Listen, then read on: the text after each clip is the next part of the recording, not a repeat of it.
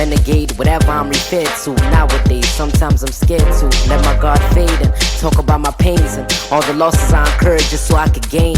Talk about the rain, cause we all know though the seasons change, not every 24th hour is a sunny day.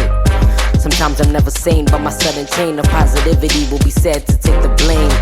Back down memory lane, thoughts of my 4th birthday come flooding to my brain. Dad, I remember that new blue bicycle without training wheels, cause he said that I was soon to grow, but you were soon to go.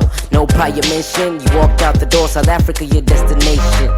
I cried myself to sleep most nights, wondering if you ever thought of me most times, or the wife that you left.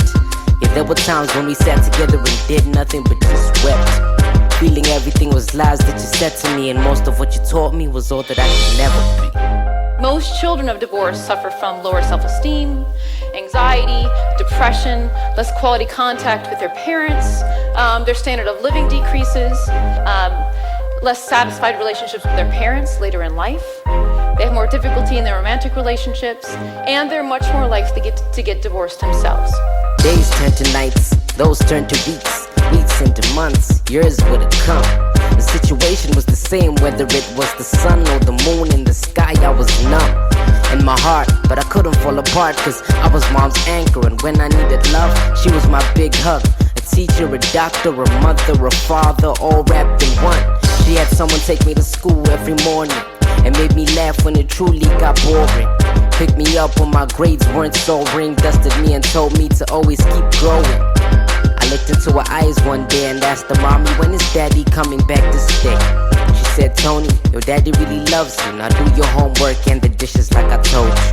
But parents also need to know that the way that they fight affects their children's bodies. Parents that have really good communication skills, it doesn't really stress out kids very much, that type of interaction. You know, they stress out a little bit, get a little bit anxious, and then their bodies are able to calm down really quickly.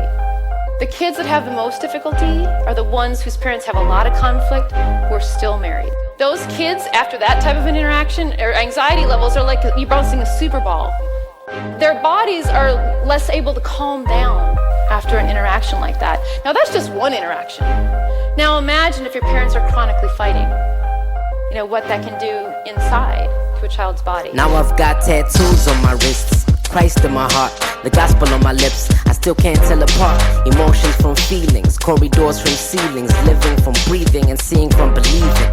I find strength in this Bible that I'm reading. It says Christ died just so I could be forgiven. So I forgive you, Dad, for all you did, and pray we all find strength in this one Jesus. I miss when we were all a big family, but life has its twists, celebrations and calamities. But Christ said I'm a new creation in Him, and life only gets better from the beginning. I always do pray for my second fam, Nkosinati and Tulani, you the coolest, man. I really thank God for this second chance. I pray in Christ I get to grow into a better man. What can parents do? That's the big question.